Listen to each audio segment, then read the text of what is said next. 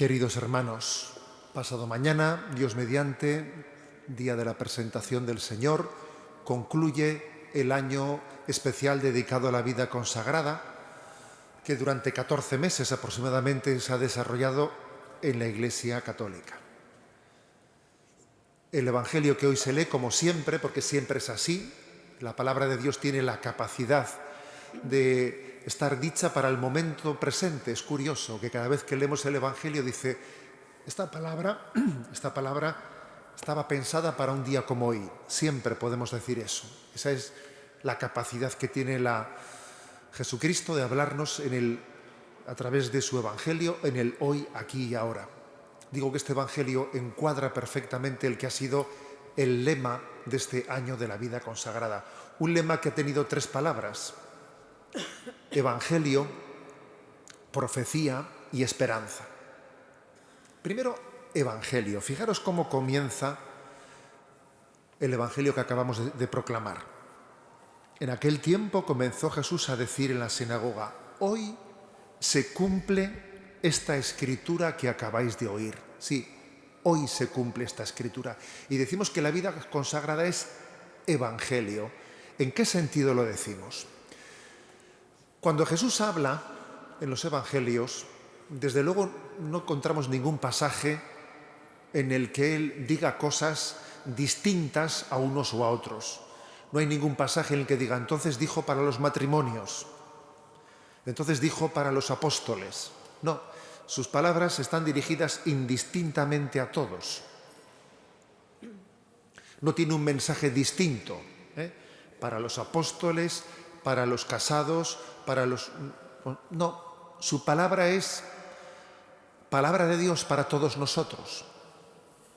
En ese sentido, ¿en qué sentido la vida consagrada es Evangelio? Bueno, creo que la vida consagrada es Evangelio por el hecho de que toma como su razón de ser, el corazón de la vida consagrada es que los consejos evangélicos sean su propia vida. Si algo tiene como específico la vida consagrada, a través de esos 3 votos, de esas 3 promesas especiales, de la pobreza, castidad y obediencia, es hacer del estilo del Evangelio, hacer del Evangelio nuestra propia vida. Y es una llamada, por lo tanto, una llamada a que entendamos que las palabras de Jesús están llamadas a encarnarse en la vida de cada uno de nosotros.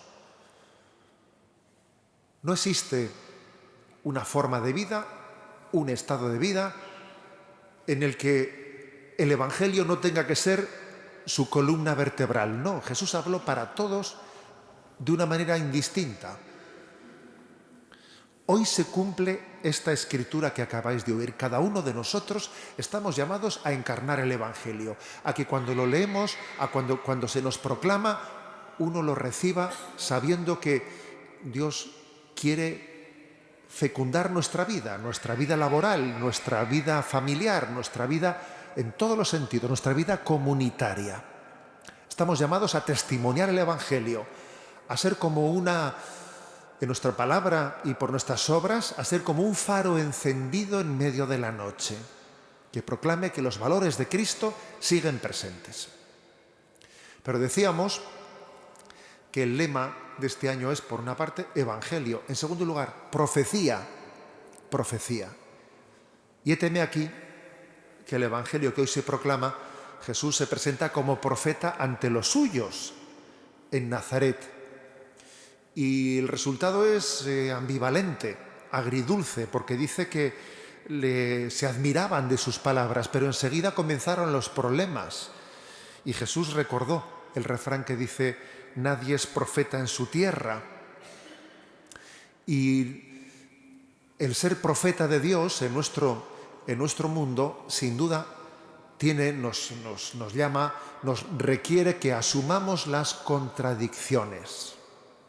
Las contradicciones de testimoniar, al mismo tiempo siendo conscientes de que somos limitados en el testimonio, pero no por eso dejamos de testimoniar.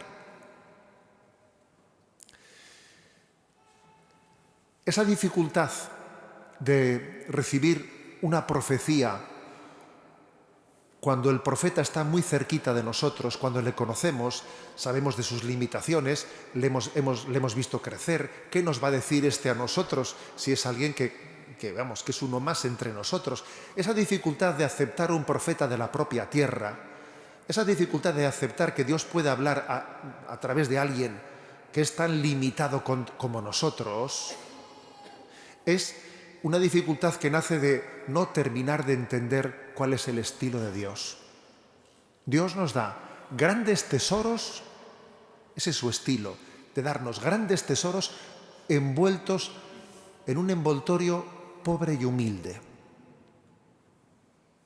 Mientras que el estilo de este mundo muchas veces es embellecer externamente las cosas, vendernos no sé qué, teóricamente un producto bellísimamente presentado, que cuando uno lo abre parece que dentro no tiene nada, está vacío.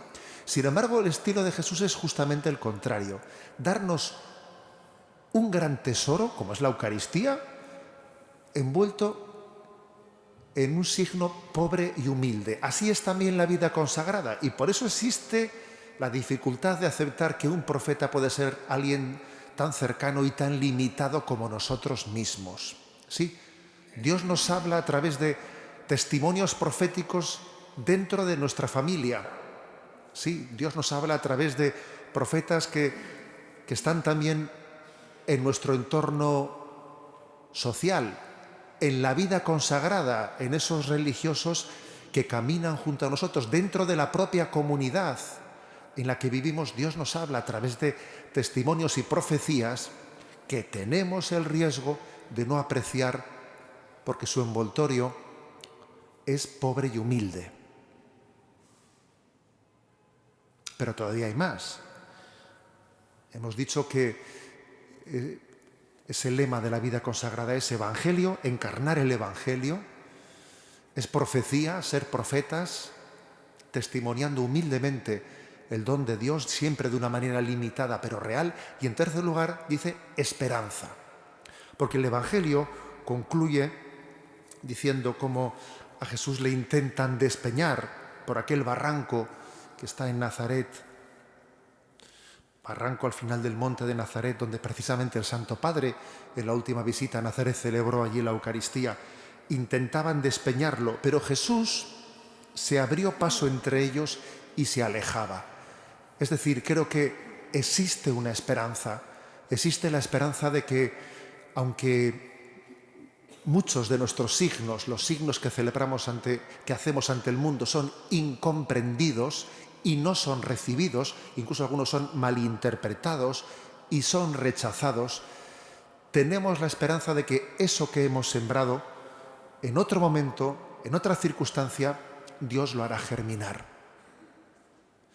Todo lo que en la vida consagrada se reza, todas las intenciones que se encomiendan, todos los sacrificios y las renuncias que se realizan, todos los esfuerzos, todos los intentos de llegar, que a veces puede parecer que no obtienen fruto y que parece que cosechan fracasos, todo eso el Señor lo va a hacer germinar y fructificar.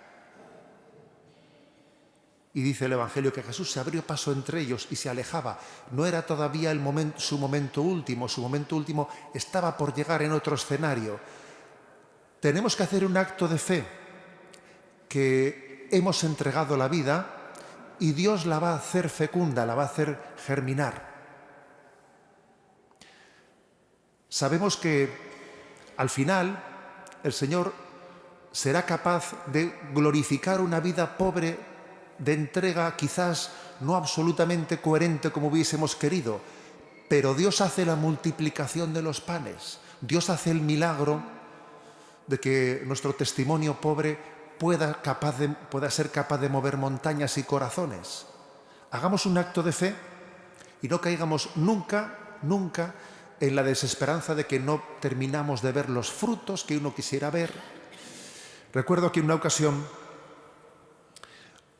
pues en una tertulia en la que estábamos, alguien preguntó, era un testimonio sobre la vida consagrada, ¿cuál es para un consagrado pues la mayor renuncia, ¿no? si la pobreza, si la castidad, si la obediencia, ¿cuál es la mayor renuncia? Y recuerdo que allí un consagrado allí presente dijo, ni uno, ni otro, ni el tercero. Posiblemente la mayor renuncia, el mayor sacrificio que se nos pide en la vida consagrada es no ver siempre los frutos de nuestra entrega. Es cierto, es muy posible que el mayor de los sacrificios es entregar y darse plenamente sin terminar de ver plenamente los frutos de esa entrega. Pero esos frutos son ciertos, son ciertos. En la fe los sabemos, ¿no? Aunque se nos pida también como a Abraham el sacrificio de terminar nuestros días sin alcanzar a ver la vida prometida.